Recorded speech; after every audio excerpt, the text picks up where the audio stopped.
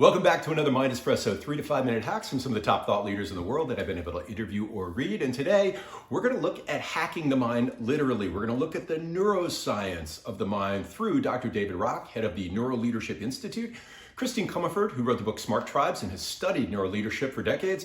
And we're going to look at the guy behind the complaint-free movement, Will Bowen. And we're going to start off with what goes on with your brain when we have cynicism, criticism, or complaining.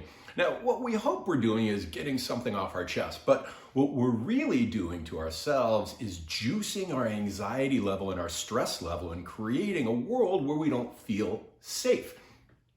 What happens is when we criticize, cynicize, complain, we're actually releasing cortisol into our system, right? And cortisol is preparing us for fight or flight. So it's activating the mammalian part of the brain, which is the more emotional part of the brain, and it's deactivating the prefrontal cortex, which is the thinking part.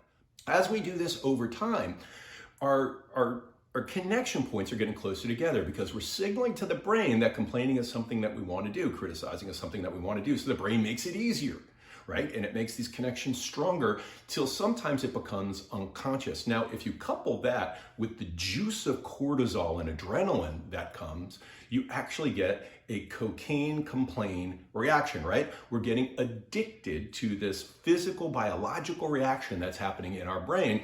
And it's causing us stress over time. It hurts our immune system, leads to things like cholesterol. Some believe it shrinks the hippocampus.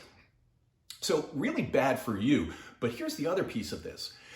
Also, because we have something called mirror neurons, right? Which means that if I have an emotional reaction, I'm actually causing the exact same emotional reaction in those around me.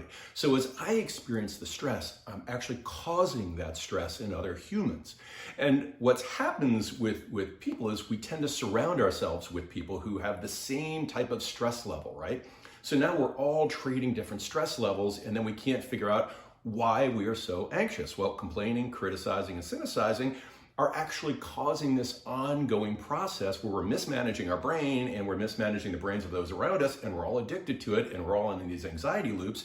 And it's not until you get away from the complaining, cynicizing, and criticizing that you look at it and say, what the heck was I thinking about? So how do we get away from it? Well, I'm going to bring in Dr. Will Bowen, who is the guy who got famous for the 21-day complaint-free challenge. Now, what he has studied for decades is complaining. And he said you have to understand why people are doing it, why you are doing it, so that you can interdict it, right, and get in front of it. He uses the acronym GRIPE. So the first reason, the most powerful reason, the most pervasive reason that people complain is to get attention. Something bad happened and I'm important. So it's basically saying, I'm important, listen to me. I'm important, listen to me, right? That's what that complaint is about. Now, the other one's a little trickier. The R is to remove responsibility. If I complain about something, I'm not responsible for it, right? Because I complained about it ahead of time and I told you it was bad, so therefore it removes responsibility. What the P is about is power. If I complain, therefore you are lower on the scale and I have more power. So by complaining, what I'm really trying to do is re-engineer the power equation between us. Now the E is to excuse poor performance. Something bad happened, but if I can denigrate some of the other things around it, suddenly I'm not the one who's responsible for it. The problem with everything in gripe is that it becomes a victim mentality, right? And what you're really telling yourself is that the world is dangerous, you need to complain, and that you're a victim. And that creates a cycle. And what Will says is it's really easy to actually deal with someone like this and deal with yourself. Ask yourself on an ongoing basis, what went right?